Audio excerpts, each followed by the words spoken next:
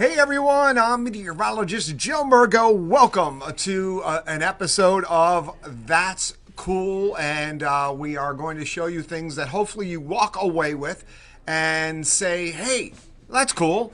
We have a couple of ideas coming up. I'm going to solicit some ideas for you too. So make sure you make some comments or email comment on Facebook or make an email. Post an email to me about things that you find are really cool out there. We're talking tech, we're talking science, we're talking things that make your life pretty easy. You name it. If you like it, share it, and maybe we'll think it's cool too, and everyone else will think it's cool. Okay, today we're going to talk a little bit about a space balloon that was launched by Baker Elementary School and the Appalachian Intermediate Unit 8. This happened a little bit over a month ago. Yes, there is the view. And what is going on is the balloon, which is filled with helium, is now launching up. You can see they used Mansion Park. That is the launching point, and I love watching sky views. And as you're seeing this balloon go up, the pressure's going down, the balloon's getting bigger, the temperature's dropping, and then you could also see right there briefly was a view of our TV station. You're going to see off in the distance Logan Town Center, and the balloon is going up at a pretty good rate here. Now, as we go ahead, and we're going to jump ahead and show you, and what they put in this is they have a GoPro camera in a cooler that's packed really well. And what that is allowing you to see is not only the video, but it also gives a chart of the temperature, how fast the pressure decreased, and many other factors as it was up, and a GPS unit so you can find it. There is one of the reservoirs from the Altoona water system. Eventually you're going to see Lake Raystown from up here, but we're getting a nice view up. Now, this balloon, here we go, and some of this you're seeing because it's high enough up in the atmosphere that you're seeing the curvature of the Earth. Some of it is also because of the wide-angle lens, and the balloon then is up. It reached a height of 60,000 feet. And interesting, you can see the lit layer of the atmosphere. Gravity holds most of things down close to the ground, including us and the atmosphere. And it popped and is starting to go down. So I'll talk about the atmosphere and the thinness of the atmosphere here in a second. But here is the balloon as it's way up there and it's starting to descend. What happens is, as the balloon is going up and up and up, there's less pressure around it. It gets bigger and bigger and bigger and bigger, and eventually it's so big that the balloon pops and heads down to the ground. Now, the atmosphere is so thin there, you can see, compared to the size of the Earth, if I would use a regular globe and show you a globe here, the thickness of the atmosphere would be a piece of paper.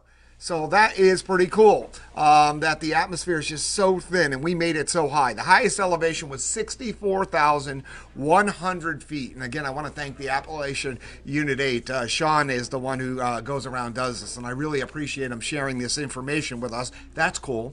Lowest temperature is 40 below. The interesting thing about 40 below, I didn't throw Celsius or Fahrenheit on there. Why? Because at that level, Celsius and Fahrenheit are actually equal to each other. The lowest pressure that was recorded, and I say less than 40 below, and the reason why I say that is that's as far as the sensor was able to measure. So it got colder than that. We just don't know how much colder. The lowest pressure, 103 millibars. Now keep in mind the average surface pressure is about 1,013 millibars. We are above 90% of the atmosphere at the top level here. Only 10% of the atmosphere is above it at 64,000 feet. So that was an amazing feat. So let's go ahead and take a look at what happened once this balloon hits that 64,000 feet. It starts it pops and starts to fall. And at one point here, we're going to see right there, Lake Raystown. This was on its, I think this was still on its way up. My producer, Kevin, will nod. I think this is still on, it's on its way down. Okay.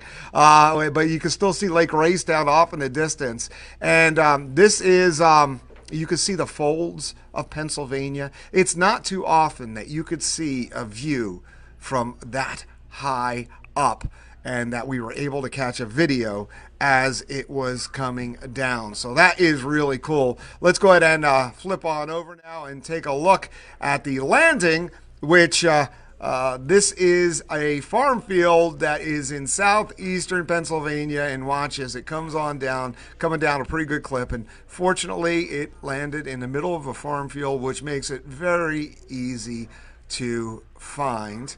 And it's coming down, coming down, coming down, coming down, coming down. And there's a shadow of it. Boof. It's down to the ground. The interesting thing about this is last year when we did this balloon, I went with Sean and we went out. It landed in Huntington County, and it was in the middle of someone's property. We got permission, and Jerry went out with us, and we went all over the mountainside, even with the GPS, to find it. And there's a beacon where you can hit a little keychain thing and you can hear it. To find it. This time around wasn't as hard to find. It's amazing how the year I didn't go to help find it, it was so much easier to find. All right, so here is the path of the balloon. So it launched at Mansion Park, not too far away from Baker Elementary School.